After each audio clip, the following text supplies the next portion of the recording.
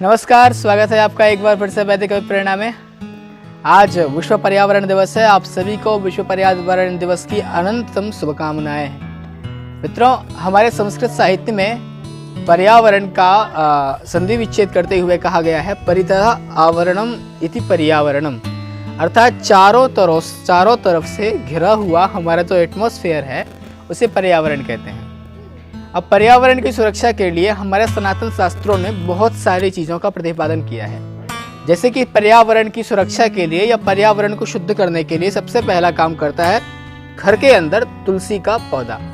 जो घर का पर्यावरण है, घर के पर्यावरण को शुद्ध करने का कार्य तुलसी का पौधा करता है। सेकंड में है गांव को शुद्ध करने के लिए सबसे बढ़िया एक पीपल का वृक्ष कार्य करता है। पीपल का वृक्ष संपूर्ण गांव के पर्यावरण को शुद्ध करता है। उसके बाद में यदि किसी भी प्रकार की कोई अशांति, बीमारी, महामारी अगर फैल रही है तो उसको शुद्ध करने के लिए हमारे शास्त्रों ने यज्ञ का विधान बनाया हुआ है।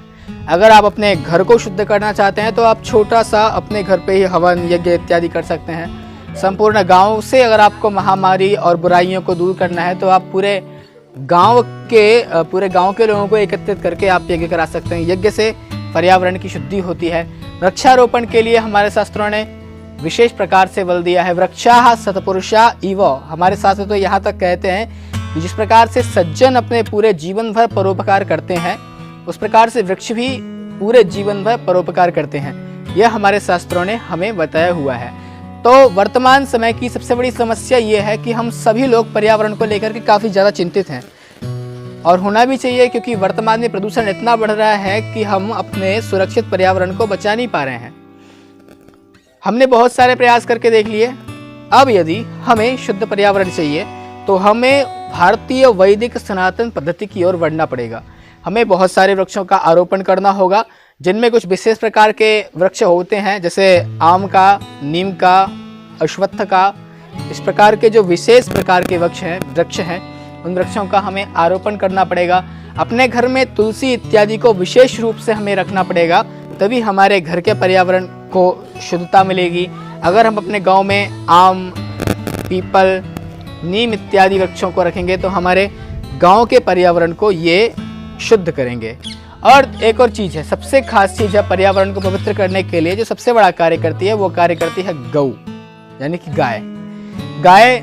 सुना है मैंने, एक फैक्ट भी पढ़ा है कि वो 24 घंटे ऑक्सीजन छोड़ती है।